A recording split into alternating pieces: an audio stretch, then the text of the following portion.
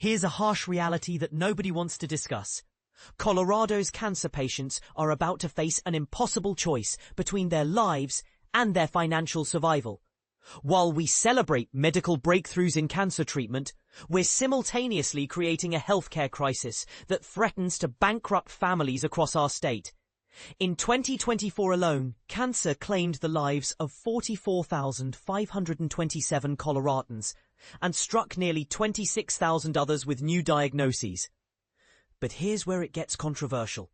The very treatments designed to save these lives might destroy their financial futures in the process. Think about this sobering fact. Residents living in economically disadvantaged communities, whether they're nestled in Denver's urban core, sprawling suburban neighborhoods, or remote rural towns, face a triple threat. They're diagnosed at more advanced stages, require more intensive interventions, and statistically have grimmer prognoses.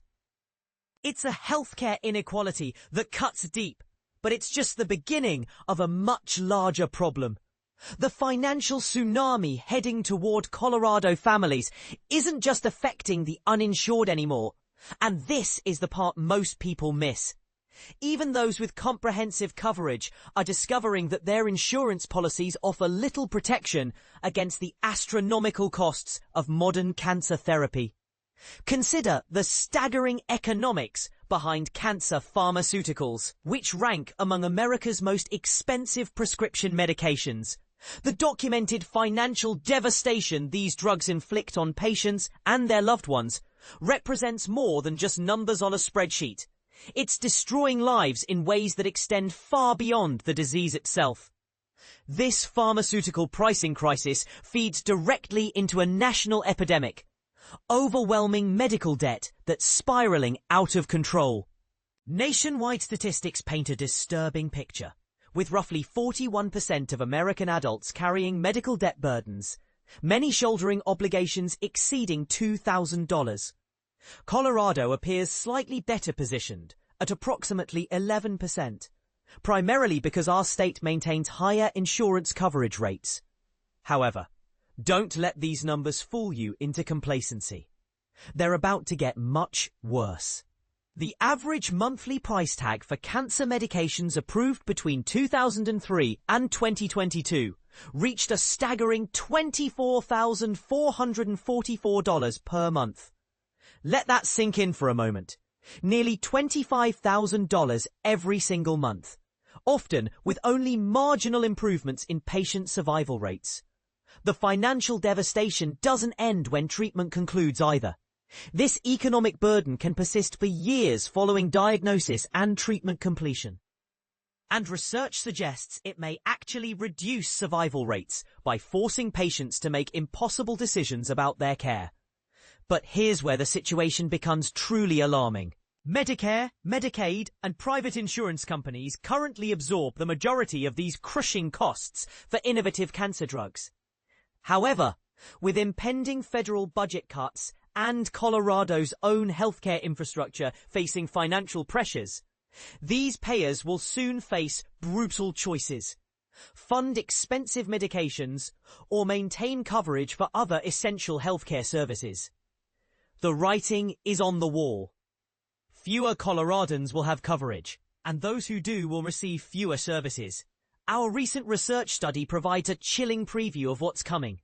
We discovered that Medicare Advantage plans operating in Colorado are already significantly less likely to prescribe high-cost treatments compared to traditional Medicare fee-for-service plans, when cheaper alternatives exist.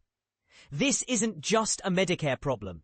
It's a harbinger of what awaits patients relying on Medicaid and private insurance plans. And this is where things get really controversial. Are we witnessing the deliberate rationing of life-saving treatments based purely on cost? Another groundbreaking study revealed something that should terrify every Colorado family.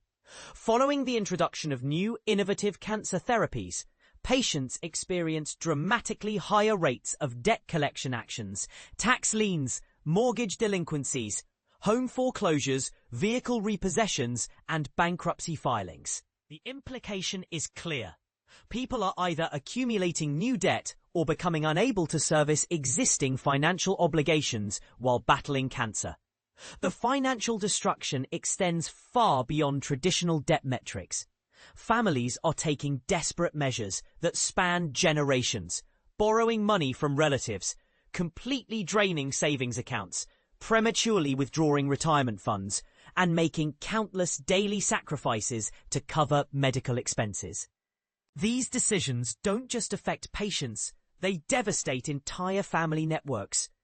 Here's a comfortable truth that healthcare advocates rarely discuss. Americans may be approaching their absolute limit for paying for cutting-edge cancer therapies. The longer someone survives with cancer, the more likely they are to accumulate crushing debt. Even more heartbreaking. A substantial percentage of patients who ultimately succumb to cancer leave behind financial devastation that haunts grieving families for years. Given the severity of financial consequences, like mortgage defaults and home losses, I believe Colorado patients and families are approaching another breaking point entirely: the willingness to continue treatment at all. The anticipated downstream effects of federal cuts to critical programs like Medicaid will inevitably increase the number of uninsured individuals.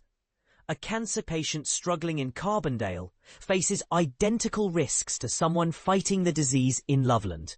As health insurance coverage continues shrinking and healthcare infrastructure faces ongoing reductions, future research will need to determine whether fewer innovative therapies are prescribed, reach the market, or experience meaningful price reductions. We'll need comprehensive data to understand whether the remarkable cancer survival gains achieved over recent decades will continue or begin reversing. Regardless of whether we possess the data or funding to thoroughly study post-diagnosis outcomes, one thing appears virtually certain. Financial hardship among cancer patients and their families will continue escalating dramatically. But here's my controversial take. This crisis presents Colorado with an unprecedented opportunity to lead the nation in healthcare innovation, if we're brave enough to take it. This moment demands bold approaches to pharmaceutical price negotiation that doesn't stifle innovation. A comprehensive state focus on prevention and early detection strategies that actually work and reduce the need for expensive interventions. And serious consideration of methods like expanded genetic testing that better match specific drugs to individual cancer types. This precision approach could prevent patients from enduring unnecessary physical, emotional, and financial suffering. Now here's the question that should keep every Coloradan awake at night. Are we going to stand by and watch cancer treatment become a luxury good available only to the wealthy? Or will we demand systemic changes that make life-saving care accessible to everyone? What's your take on this crisis? Do you believe healthcare is a fundamental right? Or should market forces determine who lives and who dies? Have you or someone you know been forced to choose between cancer treatment and financial stability? Share your thoughts. This conversation is too important for silence. Kathy J. Bradley, Ph.D., serves as Dean of the Colorado School of Public Health and Deputy Director of the University of Colorado Cancer Center. These opinions represent her personal views and don't reflect official positions of the Colorado School of Public Health, University of Colorado, or the CU Cancer Center.